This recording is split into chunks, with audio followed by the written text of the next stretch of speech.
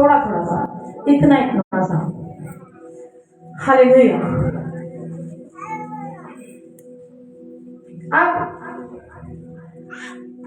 पौलुस रसूल कुरिन्थियों की कलीसिया को बड़ी खूबसूरत बात लिखते हैं। उनको कहते हैं, ऐ भाइयों, अपने बुलाए जाने पर तो निगाह करो कि जिस्म के लिहाज से बहुत से हकीम, बहुत से इख्तियार वाले, बहुत से अशराफ नहीं बुलाए गए। खुदा ने जिस्म के एतबार से अपनी खिदमत के लिए अमीर लोगों को नहीं चुना, बहुत पढ़े लिखे लोगों को नहीं चुना, बहुत हिकमत वाले लोगों को नहीं चुना। किन को चुना है? पौलुस रसूल फरमाते हैं, बल्कि खुदा ने दुनिया के बेवकूफों को चुन लिया कि हकीमों को शर्मिंदा करे, और खुदा ने दुनिया के कमजोरों को चुन लिया कि जोरावरों को शर्मिंदा करे, और खुदा ने दुनिया के कमीनों और हकीरों को, बल्कि बेवजूदों को चुन लिया कि मौजूदों को नेस्त करे।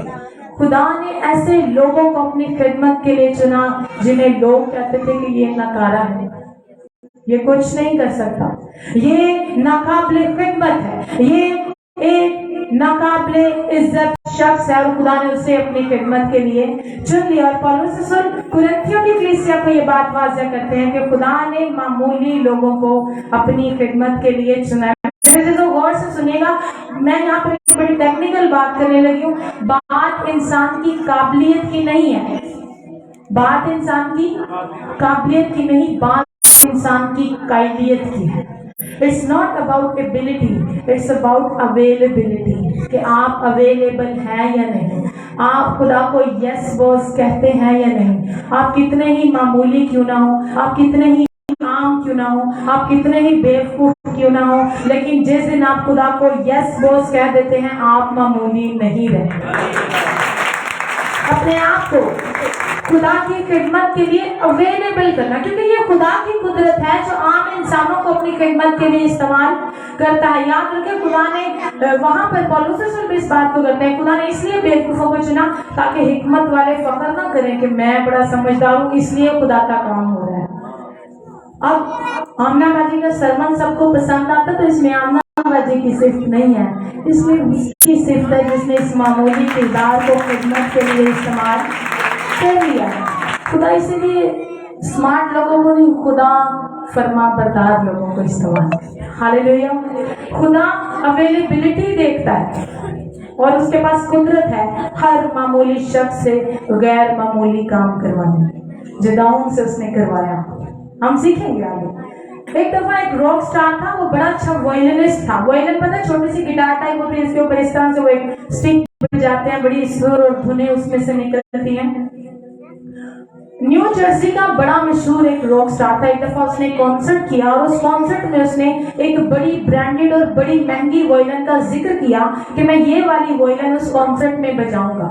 सो लोग वहां पर बड़े इकट्ठे हुए, उसके फैंस वहां पर जमा हुए। जब कॉन्सर्ट सारा तैयार हुआ तो उसने एक वायलिन पकड़ी और बजाना शुरू कर दिया, और उस वायलिन में से उसने बच्चों के रोने की आवाज निकाली।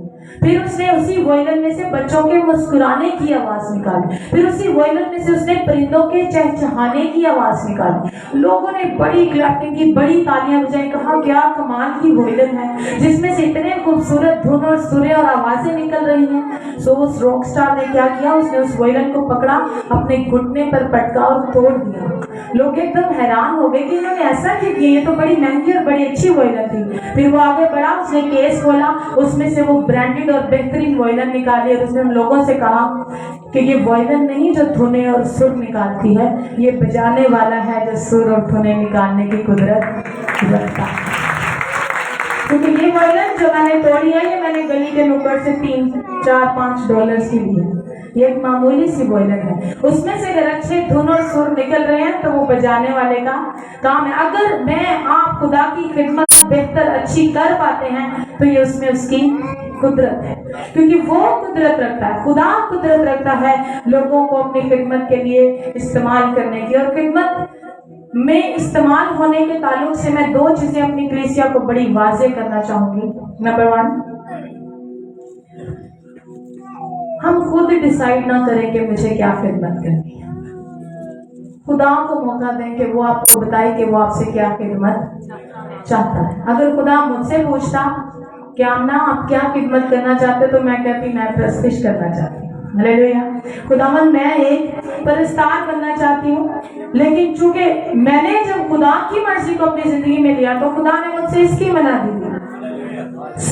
ہر ایک خادم اور خدمت صرف کلام سنانا خدمت نہیں ہے. چرچ میں کوئی بھی کام ہے وہ آپ کی خدمت ہے. وہ چھوٹے سے چھوٹا اور بڑے سے بڑا کام ہو سکتا ہے. اور میں نے کہا کہ خدا کو موقع دیں کیونکہ وہ خدا ہے، تو اس سے پوچھیں کہ وہ آپ سے کیا خدمت چاہتا ہے. اور میں نے کہا کہ بات قابلیت کی نہیں، بات قائلیت کی. آپ کتنے قائل ہیں خدا کی خدمت کرنے کے، آپ کتنا تیار ہیں، آپ کتنے پریزنٹ ہیں، آپ کتنے اویلیبل ہیں کہ خدا آپ کو اپنی خدمت کے لیے استعمال کرے. اور اویلیبلٹی کے لحاظ سے ایک بات واضح کر دوں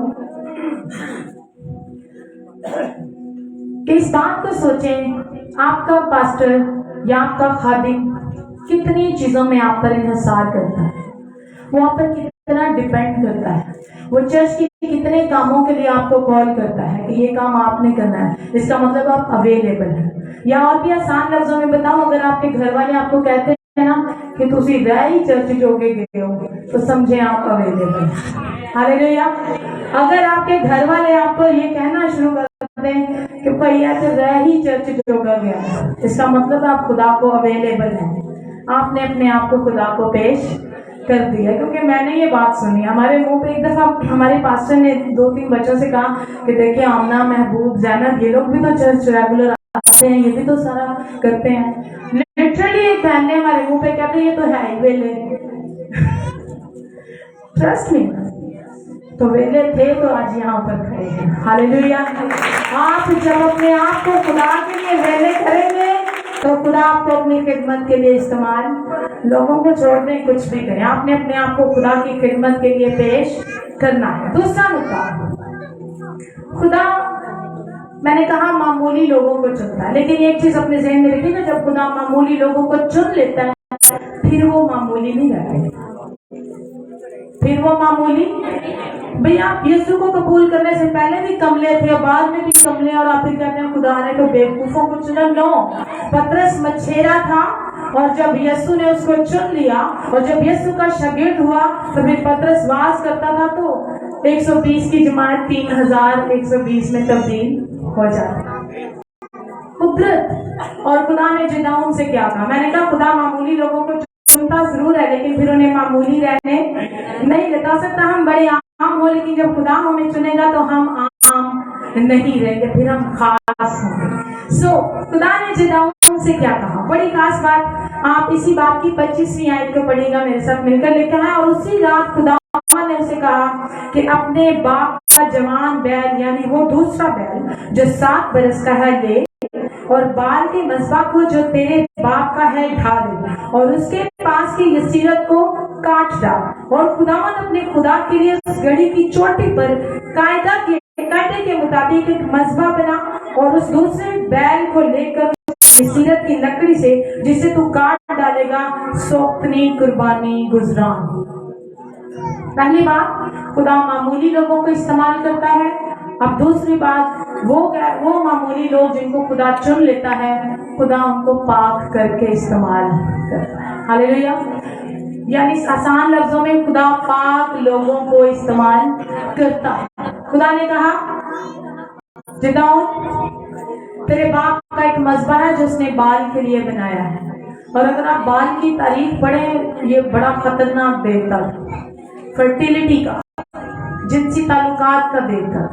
اور اس کے مذبح اور اس کے جو مندر ہوتے تھے وہاں پر زناکاریاں اور بدکاریاں کی جاتی تھی اس کی عبادت کے طور پر. اور یہاں تک کہ وہاں جو بال کے ماننے والے تھے وہ اپنے بچوں تک کو قربان کر دیتے تھے. اور یہ کام بنی اسرائیل نے بھی کیے.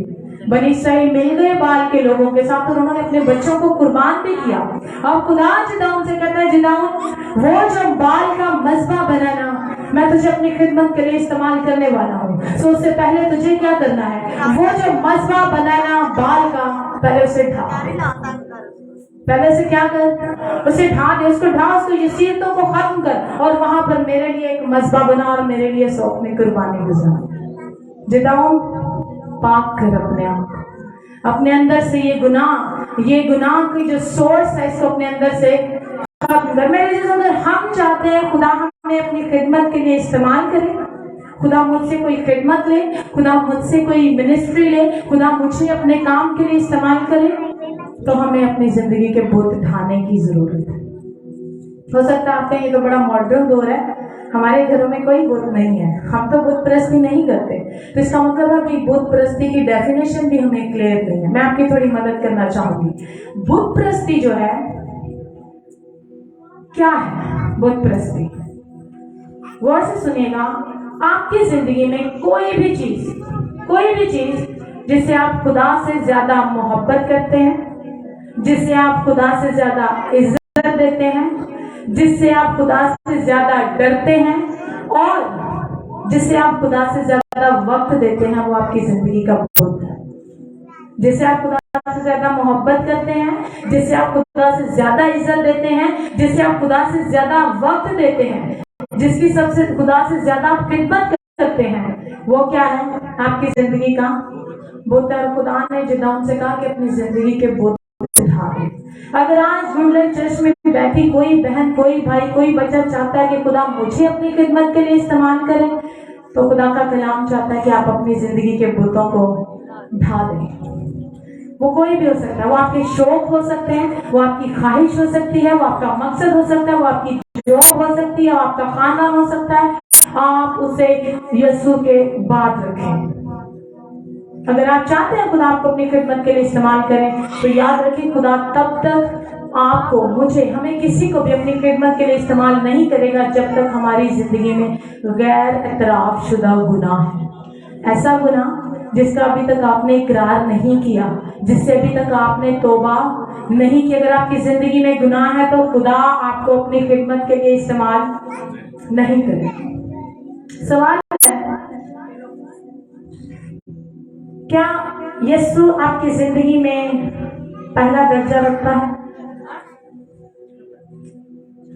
اگر آپ کو ہاں کہتے ہوئے، اپنے آپ سے، اپنی ذات سے ہاں کہتے ہوئے تھوڑی دقت محسوس ہوئی، تھوڑا مشکل لگا، تو میرے جو کہیں نہ کہیں کسی کونے میں کوئی بت ہے جس کو اٹھانے کی ضرورت ہے۔ بلی گرام کہتے ہیں ہو سکتا ہے آپ کی زندگی کا جو بت ہے وہ آپ کے کمرے میں کونے میں پڑا ایک ڈبہ، اور وہ ٹی وی کی بات کر رہے تھے، 19ویں صدی کے خادم تھے، تو انہوں نے کہا کہ ہو سکتا ہے آپ کے گھر کا بت آپ کا ٹیلی ویژن ہو جو ہر وقت چلتا رہتا ہے، اور اگر وہ آج کے دور میں ہوتے تو آپ جانتے ہو کیا کہتے ہیں؟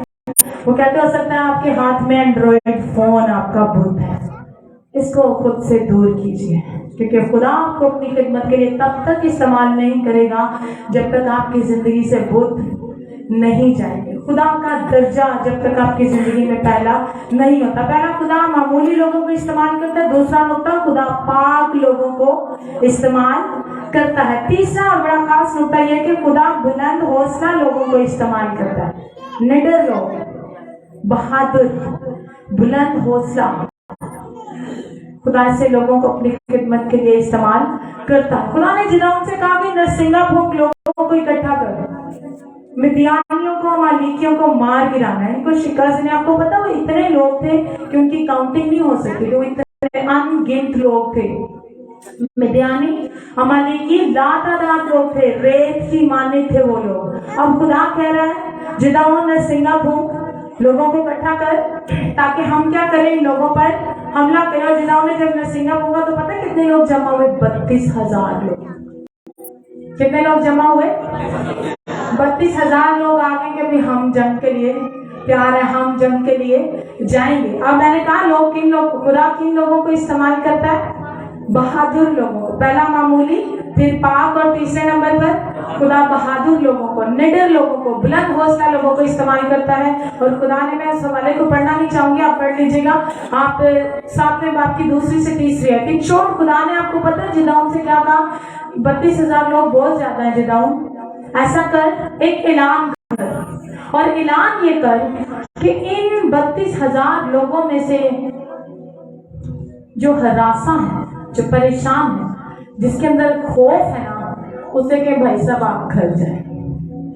جو ڈر رہا ہے، جو خوف زدہ ہے، اسے خدا نے کہا جدعون اسے کیا کہہ کہ وہ کدھر جائے؟ وہ میرے قابل ڈر بھوک لوگ خدا کہتا ہے میں استعمال نہیں، مجھے بہادر لوگ چاہیے۔ مجھے نڈر، مجھے بلند حوصلہ لوگ جو خدا کو نمبروں سے کوئی فرق، خدا نے کہا 32,000 بہت زیادہ ہے۔ کیوں؟ اگر 32,000 لوگوں نے امالیکیوں اور مدیانیوں کو مار گرایا تو یہ تو گھر جا کے اپنی بیویوں سے کہیں گے ہم مار کے آئے ہیں۔ کبھی جلال تو خدا کا ظاہر ہونا چاہیے، ان لوگوں کا نہیں۔ خدا نے کہا جب اعلان کر، جو لوگ ڈر رہے ہیں نا ان سے کہیں کہ آپ لوگ گھر چلے جاتے۔ آپ کو پتا کیا ہوا؟ 2/3 لوگ چلے گئے۔ 32,000 لوگوں میں سے 22,000 لوگ جن کی ٹانگیں کانپ رہی تھیں، مدیانی تو بہت زیادہ ہے، ہم مر جائیں گے، ہمارا کچھ نہیں بچے گا۔ خدا نے کہا ان کو کہیں کہ وہ چلے جا۔ کتنے لوگ بچے؟ صرف 10,000۔ کتنے لوگ بچے؟ بہادر، نڈر، بے خوف، ایسے لوگ جن کو کوئی ڈر نہیں، کیونکہ خدا ایسے، آج بھی خدا ایسے ایمانداروں کو ڈھونڈ رہا ہے جو نڈر ہوں، جو بے خوف ہوں، جو بہادر ہوں، جو آسانی سے ڈرائے نہ جا سکے۔ خدا نے کہا ان کو کیا کہ اپنے گھر چلے جاؤ، لیکن صرف 10,000 لوگ بچ گئے۔ میں نے کہا خدا کو نمبر سے، ہو سکتا ہے ہم نمبر میں بہت زیادہ ہوں لیکن حوصلے میں بہت چھوٹے ہیں۔ ہو سکتا ہے ہم تعداد میں بہت زیادہ ہوں لیکن حوصلہ بہت چھوٹا۔ تو خدا کو نمبر سے یا تعداد سے فرق نہیں پڑتا، خدا کو حوصلے سے فرق پڑتا ہے کہ ان کا حوصلہ کتنا ہے۔ ہم سمجھتے ہیں ہم، اچھی بات ہے کلیسیا بڑے بہت سارے لوگ آئے، اچھی بات ہے، خدا کی خدمت میں اضافہ ہونا چاہیے، لیکن میں اس تصویر کے دوسرے رخ کی بات کر رہی ہوں، وہ یہ ہے کہ کلیسیا کی ترقی کا اندازہ تعداد سے نہیں، روحانی اور روحانی طور پر ان کا ایمان، ان کی فرما برداری اور ان کی بہادری کتنی بڑھ رہی ہے، اس سے پتہ چلتا ہے کلیسیا کتنی ترقی کر رہی ہے۔ اس طرح نہیں، کلیسیا اس طرح بڑھنی ضروری ہے۔ خدا نے کہا کہ جدا مجھے ان نمبروں سے کوئی فرق نہیں پڑتا، جن لوگوں کو گھر یاد آ رہا ہے، جن کو بیوی بچے یاد آ رہے ہیں، اپنے کھیت یاد آ رہے ہیں، اپنی فصلیں، اپنا بینک بیلنس، اپنی جاب، اپنی ذمہ داریاں، اپنے اور بہت سے فنکشن، شادیوں اور سب کچھ یاد آ رہا ہے، خدا کہتا ہے جدا ان کو آپ لوگ جائیں۔ اور 10,000 لوگ بچے۔ بہت زیادہ لوگوں کو خدا کیوں نہیں استعمال کر؟ کیونکہ انہوں نے کیا کرنے جانا تھا؟ جنگ کرنے جانا تھا۔ اور یاد رکھیں وہ جنگ چاہے بنی اسرائیل کی مدیانیوں یا ملیکیوں کے ساتھ ہو یا آج میری اور آپ کی روحانی جنگ ہو، اگر اس جنگ میں خوف ہوگا تو ہماری جو شکست ہے وہ یقینی ہے، کیونکہ خوف جو ہے وہ شکست پیدا کرتا ہے، کامیابی پیدا نہیں کرتا۔ اگر آپ استثنا کی کتاب 20 میں بات کی آیت میں پڑھیں تو جب خدا جنگ کے بارے میں رہنمائی دیتا ہے، گائیڈنس دیتا ہے بنی اسرائیل کو، تو آپ کو پتا ہے خدا کیا کہتا ہے؟ خدا کہتا ہے جتنے لوگ ڈرپوک اور کچے دل کے ہیں ان کو آرمی میں نہیں رکھنا، جتنے لوگ ڈرپوک ہیں اور کچے دل کے ہیں ان کو آرمی میں، فوج میں ان لوگوں کو نہیں رکھنا۔ اور خدا کہتا ہے اس لیے کیونکہ وہ خود تو ڈریں گے، وہ ساتھ والے کو بھی ڈرائیں گے۔ جب جنگ کے لیے کھڑے ہیں تو اس کے کان میں کہیں گے اگر ہم مر گئے تو بچوں کا کیا بنے؟ وہ دوسرا کہے گا واقعی بچوں کا کیا بنے؟ بھاگ چلتے ہیں یہاں سے۔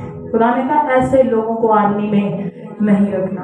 اور آج کلیسیاؤں میں ایمانداروں کے ساتھ بھی ایسے لوگ بیٹھے ہوئے، ایسے لوگ ہیں جو ان کے بھی ایمان کو کمزور کرتے ہیں، جو ان کے بھی ایمان کو لاچار کرتے ہیں۔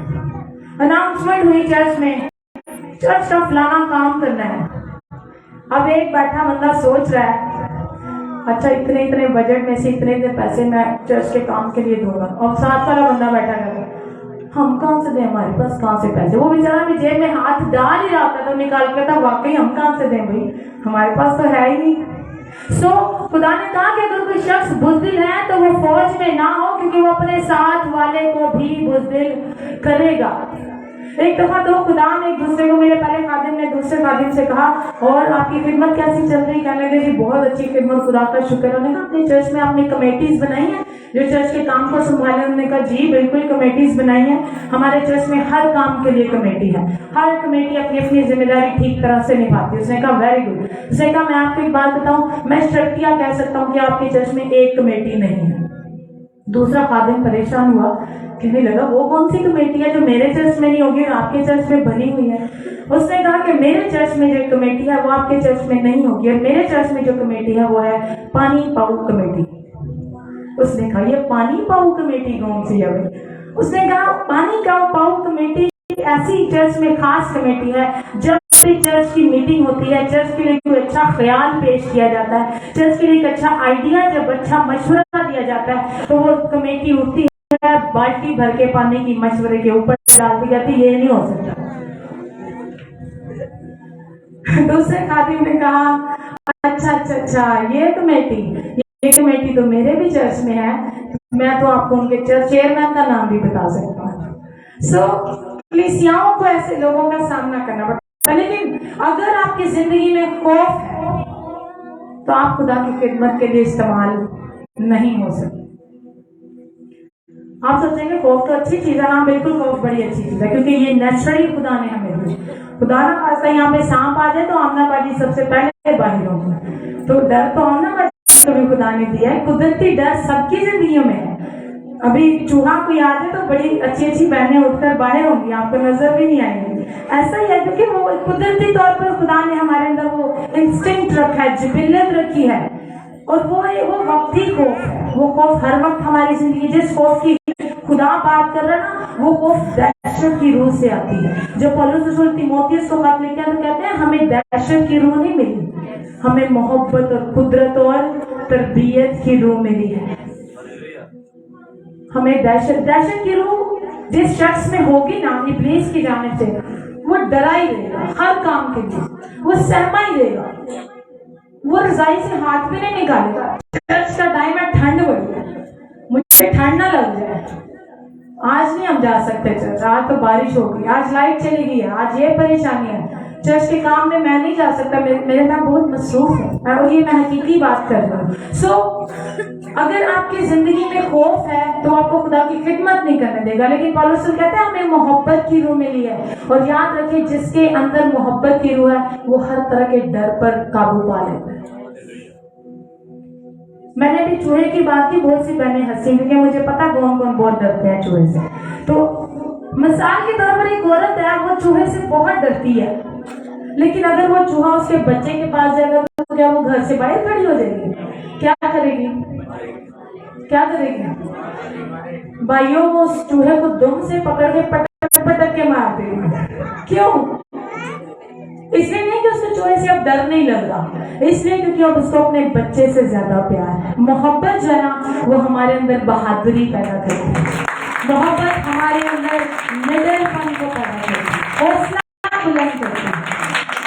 کیا آپ کو خدا سے اتنی محبت ہے کہ آپ بے خوف ہو جائیں, آپ بلند حوصلہ ہو جائیں, آپ نڈر ہو جائیں خدا کی خدمت کہ میں یسوع کے لیے کچھ بھی کرنے کو تیار ہوں. کیونکہ میں نے کہا خدا معمولی لوگوں کو استعمال کرتا ہے, خدا پاک لوگوں کو استعمال کرتا ہے, اور تیسرے نمبر پر خدا بلند حوصلہ نڈر لوگوں کو استعمال کرتا ہے. اور چوتھا نقطہ آج ہم سیکھیں گے, اور وہ یہ ہے کہ خدا محتاط لوگوں کو استعمال کرتا ہے. کن لوگوں کو استعمال کرتا ہے؟ چکنا,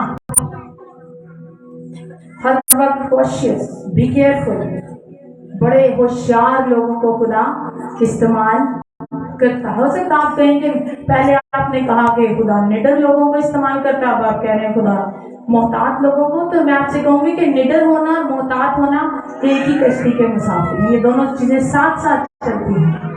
کیسے؟ اگر آپ 7ویں باب کی 4 اور 8ویں آیت میں پڑھیں تو آپ گھر جا کے پلیز سٹوری پڑھیے گا, آپ کو اور بھی دلچسپ لگے گی. خدا نے جدعون سے کہا کہ جدعون جو 10,000 لوگ بچے ہیں, لیکن آپ ایک کام کر. کام کیا کر جدعون؟ ان کو نیچے چشمے کے پاس لے کے جاؤ. 10,000 لوگوں کو کدھر لے کے جاؤ؟ چشمے کے پاس, ان کو کہ پانی پئیں. اور خدا کہتا ہے میں ان کو آزماؤں گا کہ ان میں سے کون سے لوگ تیرے ساتھ جنگ میں جائیں گے اور ان میں سے کون سے لوگ تیرے ساتھ جنگ میں نہیں جائیں گے. آپ سوچیں گے محض پانی پینے سے خدا کیسے جان سکتا ہے کہ کون جنگ میں جائے گا اور کون؟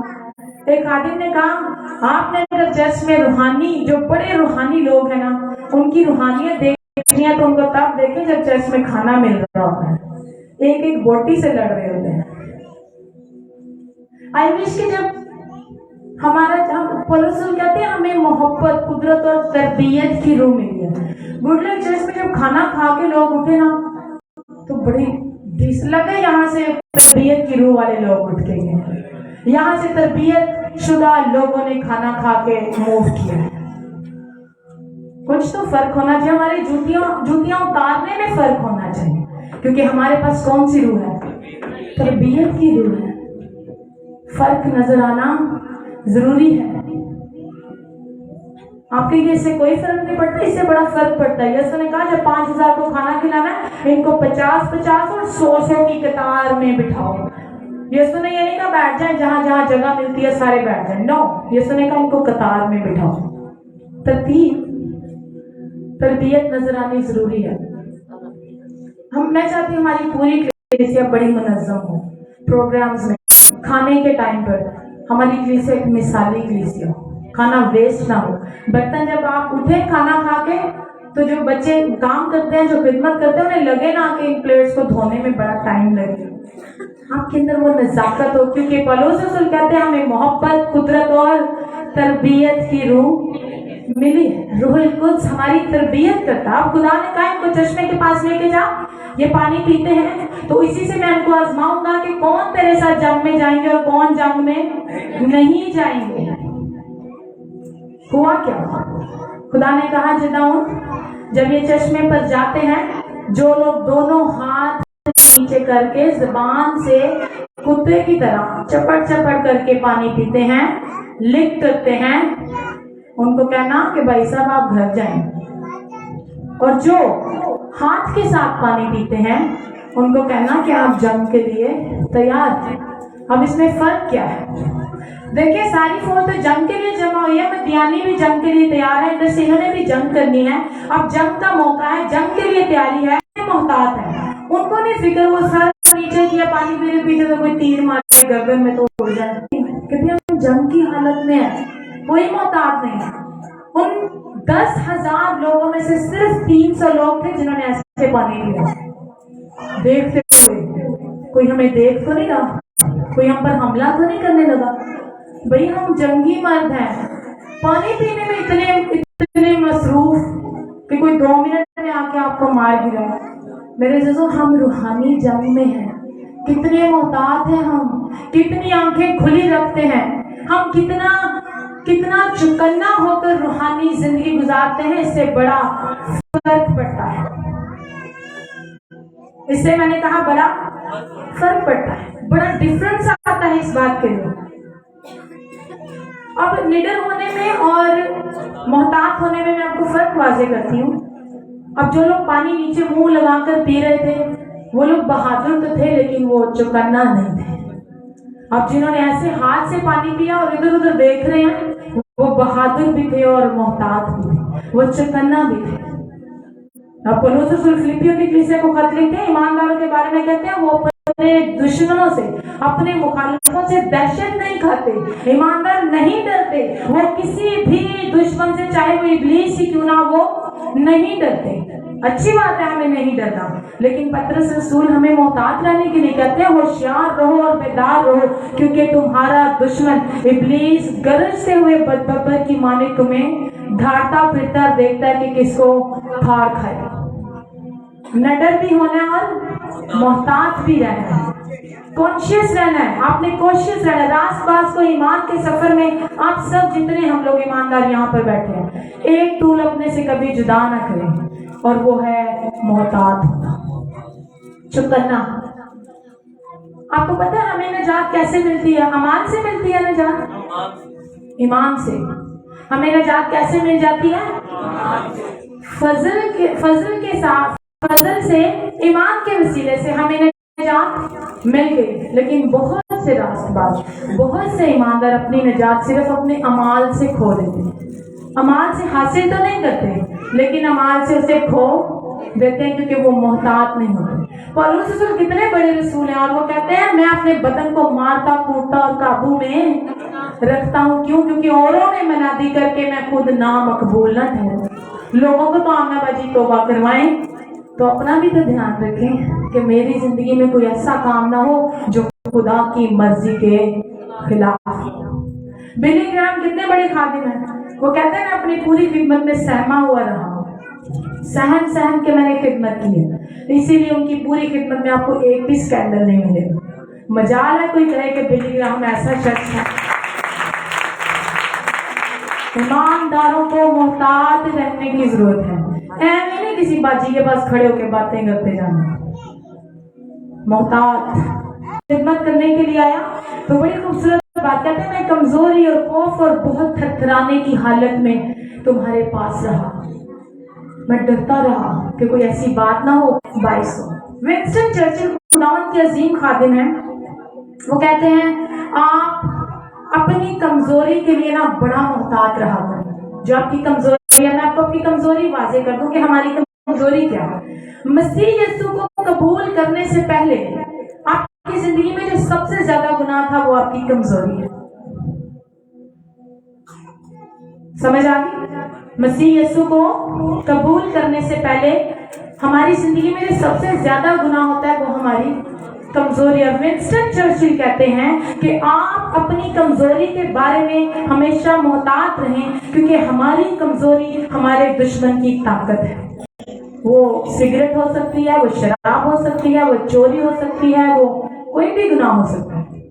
وہ کبھی بھی آپ کی کمزوری کو سجا کر آپ کے آگے لے آئے گا اور آپ کو گناہ میں گرا دو. محتاط رہیں, چکنا رہے. خرگوش کو دیکھا, وہ بھاگتا بھاگتا روکتا ہے, پھر کان اوپر کھڑے کر کے ایسے ایسے گھماتا ہے اور پھر وہ چکنا رہتا ہے وہ جانور. سو نڈر بھی ہونا ہے اور محتاط بھی ہونا ہے, چکنا بھی ہونا ہے. گناہ کیا ہے؟ کسی مفکر نے کہا ہے دھیان سے دیکھو کہ تم کیا دیکھتے ہو. کیا کہتے ہیں وہ؟ دھیان سے دیکھو کہ تم کیا دیکھتے ہو. ٹی وی پر, سوشل میڈیا پر, ٹک ٹاک پر, یوٹیوب پر کیا دیکھتے ہو؟ دھیان سے دیکھو. کیونکہ آپ کو میں ایک دلچسپ بات بتاؤں, سوشل میڈیا پر, ٹک ٹاک پر, یوٹیوب پر زیادہ جو مواد ناجائز اور غیر اخلاقی مواد جو دکھایا جاتا ہے اس کو کامیڈی سین بنا کر دکھایا جاتا ہے. کتنے لوگ اس بات سے ایگری کرتے ہیں؟ فنی سین. اب ہو گناہ رہا ہے لیکن فن ہو رہا ہے. بھئی یہ تو مذاقیہ سین ہے اور آپ ایسے پیٹ پہ ہاتھ رکھ رکھ کے ہنس رہے ہیں, وہ بڑا فنی سین ہے. آپ کو پتہ ہے ابلیس کیا کر رہا ہے؟ اگر آپ کو وہ گناہ پر ہنسنے کے لیے آمادہ کر دیتا ہے تو اس کا مطلب ہے آپ اب گناہ کو کبھی سنجیدہ نہیں لیں گے, آپ گناہ کو سیریس ہی نہیں لیں گے. آپ کے لیے تو ایک فنی سین ہے. سو دھیان سے دیکھو کہ کیا دیکھتے ہو, کن لوگوں کے ساتھ اٹھتے بیٹھتے ہو. محتاط رہیں کہ مجھے کون سے دوست رکھنے ہیں. محتاط رہیں کہ مجھے کن لوگوں کے ساتھ زیادہ وقت گزارنا ہے. کیونکہ خدا معمولی لوگوں کو استعمال کرتا ہے, خدا پاک لوگوں کو استعمال کرتا ہے, خدا نڈر لوگوں کو استعمال کرتا ہے, اور چوتھے نمبر پر خدا کن لوگوں کو استعمال کرتا ہے؟ محتاط. اپنی راست بازی کے معاملے میں کوئی کمپرومائز نہیں. ایک بھائی بڑی اچھی اگزامپل دیتے ہیں. میں وہ بڑی اچھی ملٹی نیشنل کمپنی میں کام کرتے تھے, تو کیفیٹیریا میں کھانا کھانے بیٹھے اور جس ٹیبل پر وہ بیٹھ کر کھانا کھا رہے تھے ان کی ایک کلیگ آئی, لڑکی تھی, اور اس نے اپنا ٹفن کھولا اور ان کے ساتھ بیٹھ کر کھانا کھانا شروع کرنے لگی. تو وہ بھائی کہتے ہیں میں نے اپنا ٹفن اٹھایا اور میں دوسرے ٹیبل پر جانے لگا تو اس لڑکی نے کہا سر اٹس اوکے, کوئی بات نہیں, یہاں پر کوئی بھی اتنا منفی نہیں سوچتا, آپ میرے ساتھ بیٹھ کر کھانا کھا سکتے ہیں. اس نے کہا بہن مجھے پتا ہے میرے اور آپ کے بیچ ایسا کچھ نہیں, لیکن میں اپنی مسیحی گواہی خراب نہیں کروں گا. اپنی راست بازی کی حفاظت کرنا, کیونکہ آپ کا دشمن ابلیس آپ کی کمزوری کا فائدہ کرتا ہے. میں نے کہا گناہ کیا ہے, میں 3 چیزوں میں آپ کو تھوڑا سا بیان کروں گی. I'm just gonna close it. Number 1, غیر متوقع موقع گناہ کا نتیجہ بنتا ہے. غیر متوقع موقع, آپ کو موقع مل گیا ایک دم چوری کرنے کا, آپ کو سوچنے کا بھی ٹائم نہیں ملا, آپ نے چوری کر. جھوٹ بولنے کا موقع ملا, جھوٹ بول دیا. غیر متوقع موقع جب آتا ہے تو انسان گناہ کرتا ہے, اور جو شخص محتاط نہیں ہوگا اس کو سوچنے کا ٹائم نہیں ملے گا. سوچے گا وہی جو محتاط ہے, جو چکنا ہے. دوسرا گناہ کس چیز کا نتیجہ ہے؟ غیر محفوظ روحانی زندگی کا نتیجہ گناہ. اور تیسری چیز, نظر انداز کی ہوئی کمزوری کا نتیجہ بھی گناہ ہے. آپ جب اپنی کمزوری کو نظر انداز کرتے ہیں, آپ کو پتا ہے یہ میری کمزوری ہے, یہ میرے اندر ویک پوائنٹ ہے, وہاں پہ کھڑے نہ ہوں, ان لوگوں میں نہ بیٹھے, اس ماحول سے نکل آئے, کیونکہ آپ کو پتا ہے یہ میری کمزوری ہے. ابلیس اس کو میرے خلاف استعمال کرے گا. فضل کے چکر میں نا نہیں کچھ نہیں ہوتا، دیکھی جائے گی۔ میں نے کہا ہم نجات ایمان سے حاصل کرتے ہیں، لیکن نجات کو کھو ہم اپنے اعمال سے دیتے ہیں، کیونکہ ہم چوکنا نہیں رہتے، ہم اپنی راست بازی کی حفاظت نہیں کرتے۔ آخری پوائنٹ، خدا کانفیڈنٹ، خدا ان لوگوں کو 5 نمبر پر خدا ان لوگوں کو استعمال کرتا ہے جو خدا کے معاملے میں پورا اعتماد ہے، جن کو پتا ہے خدا میرا پلہ نہیں چھوڑے گا، خدا مجھے اکیلا نہیں چھوڑے گا۔ میں معمولی تھا، خدا نے مجھے چنا اور مجھے پاک کیا۔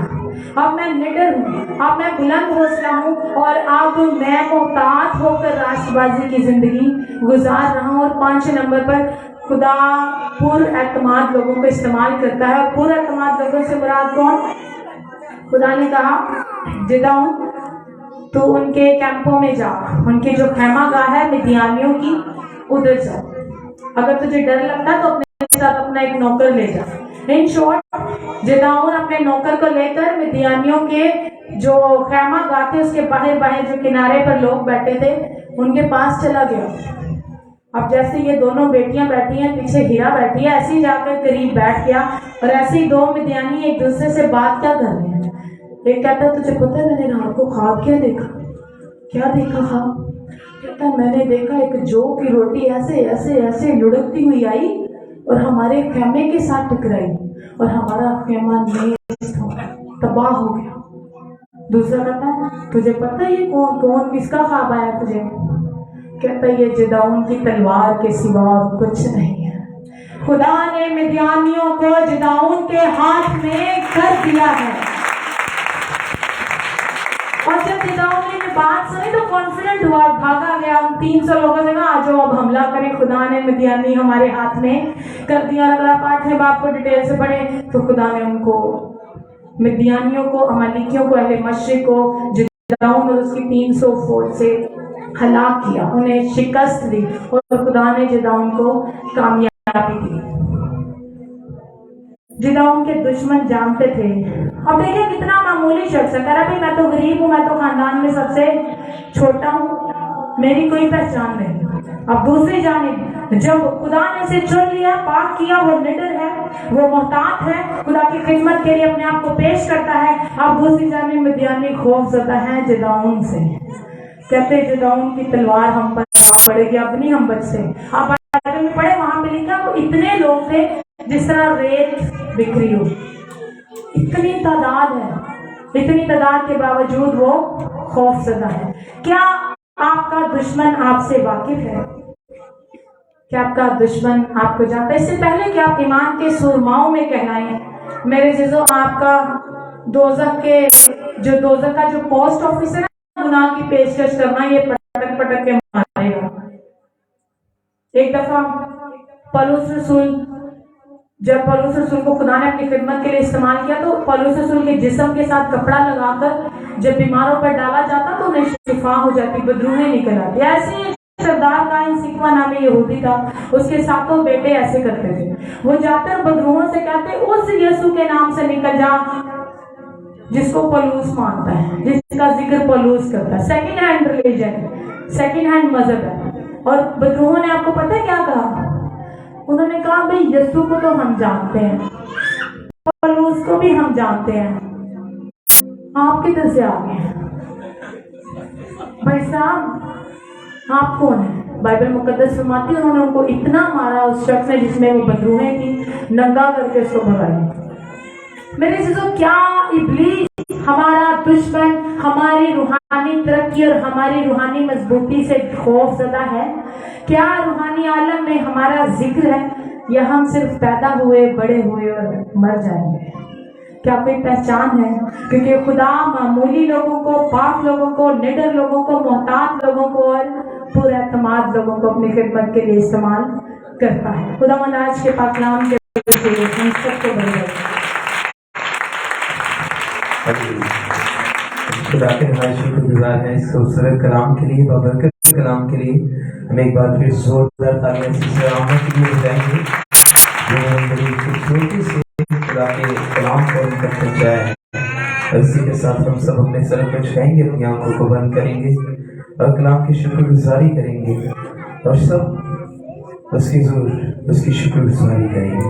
خدا عظیم رب الفاظ آسمان و زمین کے خالق اور مالک تیرے نہایت شکر گزار ہیں تیرے اس خوبصورت کلام کے لیے, پاک کلام کے لیے جو تو نے اپنی خادمہ کے وسیلے سے ہم تک پہنچایا ہے.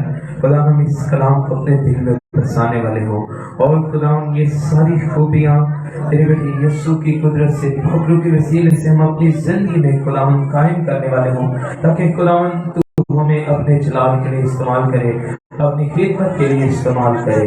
خدا ہم تیری خادمہ کو تیرے لہو میں چھپاتے ہیں تو اس کی حفاظت کرنا اور زیادہ اپنے جلال کے لیے استعمال کرنا.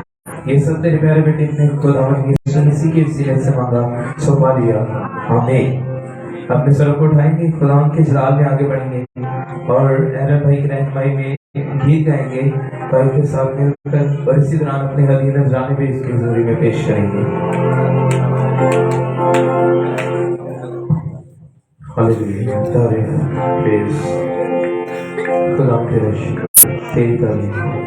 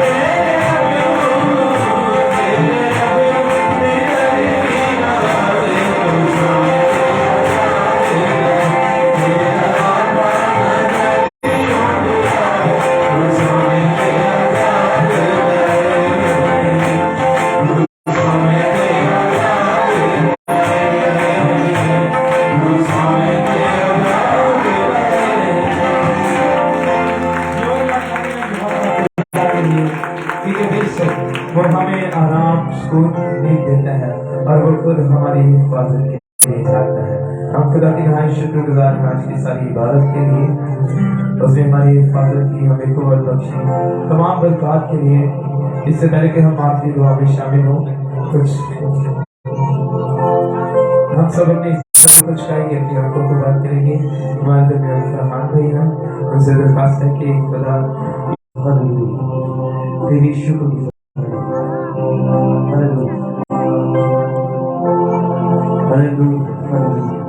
आसमानी बाप तेरी शुक्र गुजारी हो तेरे इस मसा के लिए, आज की सारी इबादत के लिए खुदा तेरी शुक्र गुजारी करते हैं खुदा, तेरे धन्यवाद कहते हैं खुदा, तेरी शुक्र गुजारी हो आज के जिंदा और मौसर कलाम के लिए खुदा, जिससे हमने खूब बरकत को रसीद किया। ये फर्ज बख्श खुदा इस कलाम को अपनी जिंदगी में अमली जामा पहना सके खुदा, तेरा खादिम होते हुए सारी कलीसिया की ये बरकत की दुआ करता, और जरा बरकत दे, रूहानी तौर पर बालक कर, रूहानी तौर पर बेदार कर, अपनी खादिमा को भी कसरत से बरकत दे, क्वायर को, प्रस्तार को खुदा, म्यूजिशियंस को, सबको नाम बनाम ब्लेस कर खुदा। इसी के साथ खुदा बड़े ईमान के साथ सारी कलीसिया मुत्तफिक होकर बेटे मूसा को तेरे कभी खाक की तरह देते हैं खुदा, तो अपने बेटे जिंदगी में जलाली काम कर, मौजज़ा कर, और तेरा बेटा यीशु नाम से पाप की कुदरत से शिफा को नसीब करे। बहन नुसरत के लिए दुआ करते हैं जिन्होंने खुदा तेरे खादिमों के लिए अपने दिल को खोला और अपनी खुदा शुक्रगुजारी को खुदा तेरे सामने पेश किया। सिस्टर नुसरत को भी कसरत से बरकत दे, उनका जो बिजनेस है, काम है, उन पर तेरी खास ब्लेसिंग हो खुदा, और फाइनेंशियल तेरी बेटी खुदा फाइनेंशियली भी तुझमें और ज्यादा बरकतों को नसीब करे। जितने लोगों ने तेरे दिए उनमें से तेरे वापस लुटाए, एक जान को खूब बरकत दे यीशु के नाम से, आमीन। जैसे कि ने सिखाया, ऐ हमारे बाप जो आसमान पर है, आप पाक माना जाए, तेरी बादशाही जाए, तेरी मर्जी जैसे आसमान पर पूरी होती है जमीन पर भी हो।